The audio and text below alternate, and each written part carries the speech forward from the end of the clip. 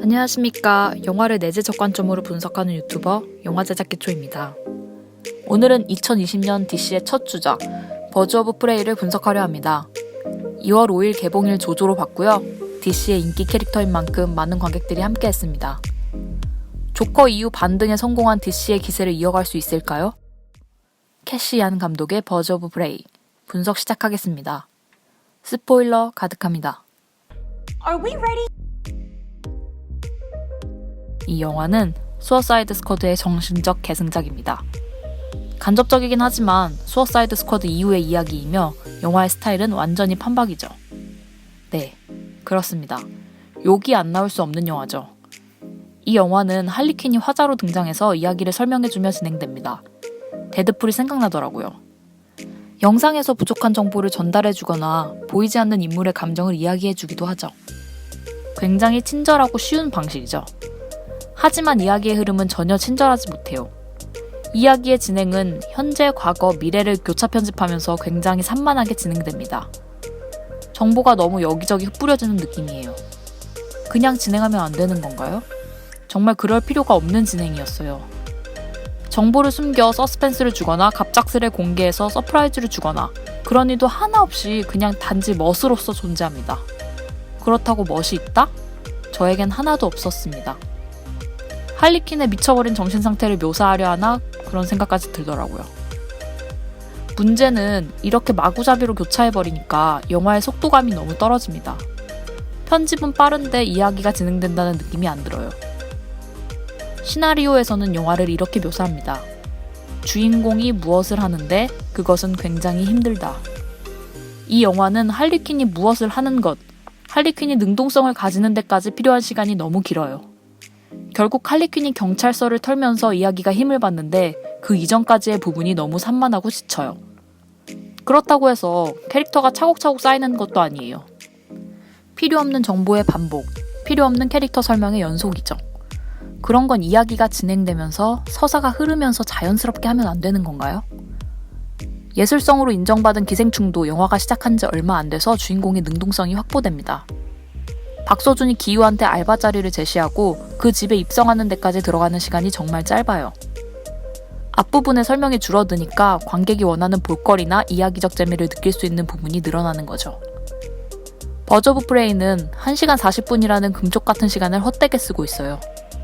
특히 어떻게 하면 효과적으로 캐릭터를 설정하고 분량을 줄일지 고민하게 만드는 1막 설정 단계를 너무도 당당히 관객에게 인내심을 갖고 보라고 요구하고 있습니다. 첫인상부터 최악의 소개팅인 거죠. 나쁜 놈들이 세상을 구한다라는 캐치프레이즈를 내건 수어사이드 스쿼드는 막상 뚜껑을 열고 보니 누가 봐도 착한 애들이 나쁜 놈인 척하기 바쁜 영화였습니다. 영화의 매력과 유니크함을 동시에 날려버린 선택이었죠. 버즈 오브 프레이는 수어사이드 스쿼드의 계승작인 만큼 똑같은 방법을 취합니다. 여전히 인물들이 착해요. 일진이 되고 싶어하는 초등학생 마냥 뻔히 보이는 유아기적 행동만 반복하죠. 하지만 이 영화는 거기서 멈추지 않습니다. 할리퀸은 매력적인 인물이에요. 자유분방한 아나키스트, 미모와 발랄함을 모두 갖추고 있는 인물이죠. 캐릭터가 입체적이진 못해도 묘사 자체가 너무 훌륭한 캐릭터예요. 하지만 감독은 조바심이 드는지 할리퀸의 매력을 드러내려 필사의 노력을 합니다. 모든 시퀀스에 힘이 들어가 있어요. 모든 것이 과장되어 있으며 모든 것이 직접적이고 자기적이죠. 충분히 캐릭터의 매력을 알겠는데 나 이만큼 매력 있어 라고 반복해서 광고를 해대니 어느 순간부터 촌스럽게 느껴져요. 정말 매력적인 사람은 드러내지 않아도 매력이 느껴져요. 다른 캐릭터는 뭐 말할 필요가 있나요? 고민이라곤 하나도 없는 쓰레기 같은 인물들이죠. 그리고 DC는 조커의 그늘에서 벗어나야 될 것 같아요. 악역인 로만 시오니스는 갑자기 웃고 갑자기 화내며 감정 기복이 심한 광기에 젖은 인물이죠. 조커와 차이점이라면 신념이라고는 없는 단편적 인물입니다. 요즘 한국 영화의 악역도 조커에서 따온 인물들이 엄청 많은데 이제는 변화할 때도 되지 않았나요? 언제까지 과거의 영광에 젖어 있을 건가요? 영화는 갈등의 연속입니다.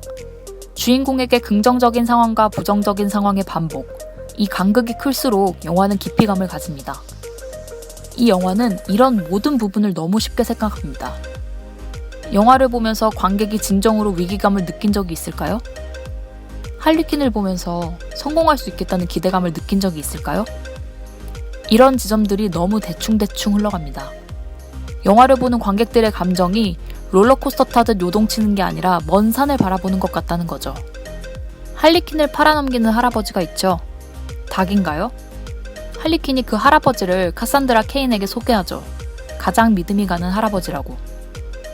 그런데 그렇게 대사 몇 마디 치면 관객이 아, 그렇구나 라고 생각하나요? 그런 걸 이해시키기 위해서 연출은 많은 고민을 하지 않나요?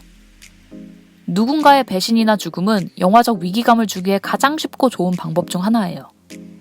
이걸 효과적으로 쓰기 위해 영화 초반부터 많은 세팅을 하죠. 이 사람과 주인공은 굉장히 친했다라는 정보를 주고 배신을 시키거나 이 사람과 주인공이 가족이거나 연인이라는 설정을 두고 후반부에 죽이죠. 할아버지와 할리퀸의 설정에서 이러한 서브플롯이 없으니까 할아버지가 배신했다 해도 관객들이 심적으로 힘들거나 위기감이 들지 않아요. 관객들이 울기도 전에 할리퀸은 울고 있죠. 감정적으로 동화되지 않아요. 이런 것과 마찬가지로 할리퀸과 카산드라 케인의 유대 설정에서 대충도 이런 대충이 없었습니다.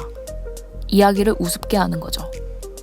그리고 단편적인 이야기를 조금 하자면 액션 연출은 슬로우 모션뿐인가요? 2006년 300 시절의 잭 스나이더를 못 벗어난 느낌이에요.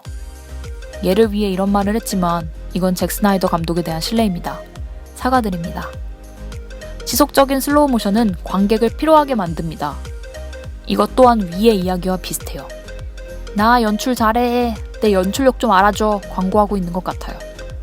너무 안타깝죠. 드러내기에만 급급한 알아주길 바라는 연출이었습니다. 그리고 화면 정지시키고 편집으로 캐릭터 설명하는 거. 수어사이드 스쿼드 따라해서 좋을 거 하나도 없습니다. 좋은 작품을 따라해야죠. 망작을 왜 자꾸 따라합니까? 마지막으로 외제적인 이야기를 조금 해야 될 것 같아요. 이 영화는 외적 메시지가 분명한 영화입니다. 요즘 화두인 페미니즘이죠. 할리퀸은 조커의 연인으로 보호받던 여성입니다. 조커에 대한 두려움과 그의 입지 때문에 그 누구도 함부로 할 수 없던 인물이죠. 하지만 그와 헤어지게 되고 많은 이들의 표적이 됩니다. 영화가 진행됨에 있어 할리퀸은 많은 역경과 위기를 극복하며 여성으로서 자립성을 확보하고 성장을 완료하는 게 버즈 오브 프레이여야 되는 거죠. 영화 메인 플롯이 진행되면서 이 정보가 흘러나와야 되는 이야기예요. 관객 스스로가 느껴야 되는 거죠. 그런데 이 영화는 그런 것 없습니다. 클라이막스에 풀샷으로 여성 배우들이 나열되고 남성 악역을 쳐부수는 전시적 행위가 반복됩니다. 남성은 성기를 발로 차이며 그만하라고 애원하죠. 이런 방식의 전달이 옳은 걸까요? 시대의 흐름에 편승해서 이렇게 하면 관객들은 이해하겠지? 난 요즘 트렌드를 이해하는 감독이겠지? 하며 스스로 최면 거는 방식이 아닐까요? 뜨거운 감자인 만큼 신중하고 자신만의 시선을 보여줘야죠. 고민 없이 쉽게 이야기를 던지고 뒷짐진 채 구경하는 무책임한 행동을 하지 않길 바랍니다. 예술인이라면 말이죠. 이거 말고도 영화의 단점은 너무나도 많습니다. 특히 블랙 카나리가 사자우 날리는 장면은 정신이 오락가락하더라고요. 중국 관객층을 노린 장면인가요? 아니면 엑스맨의 오마주인가요? 이 영화에 남는 건 마고 로비의 미모와 열연뿐이었습니다. 조커 이후 반등에 성공한 DC가 새해가 되자마자 초심을 찾았습니다. 이런 거 보면 DC도 참 대단한 것 같아요. 최고의 망작 수어사이드 스쿼드도 7억 4천 달러의 흥행에 성공했죠. 이 영화도 어느 정도의 흥행은 할 거라 생각됩니다. 작품성과 별개로 팬심이 확고한 캐릭터긴 해요. 그리고 단순 비교를 하자면 수어사이드 스쿼드보단 조금 낫습니다. 아주 조금은요. 마지막으로 이 영화를 평가해야겠네요. 영화 제작 기초의 버즈 오브 프레이 적정가는 4,000원입니다. 아침 일찍 일어나 버스 타고 영화관에 간 제 자신이 후회되었습니다. 4,000원은 마고로비 화보집 가격이라 생각하면 될 것 같아요. 영화를 사랑해주시는 모든 관객분들과 영화 만들어주시는 모든 관계자분들에게 감사의 인사를 전합니다. 이 리뷰는 지극히 주관적인 리뷰입니다. 영화를 좋게 보신 분도 분명 있을 거예요. 저와 다른 생각을 가진 모든 분들을 존중합니다. 끝으로 이 영상이 좋다고 생각되시면 구독과 좋아요를 부탁드립니다. 더 좋은 리뷰할 수 있도록 노력하겠습니다. 감사합니다.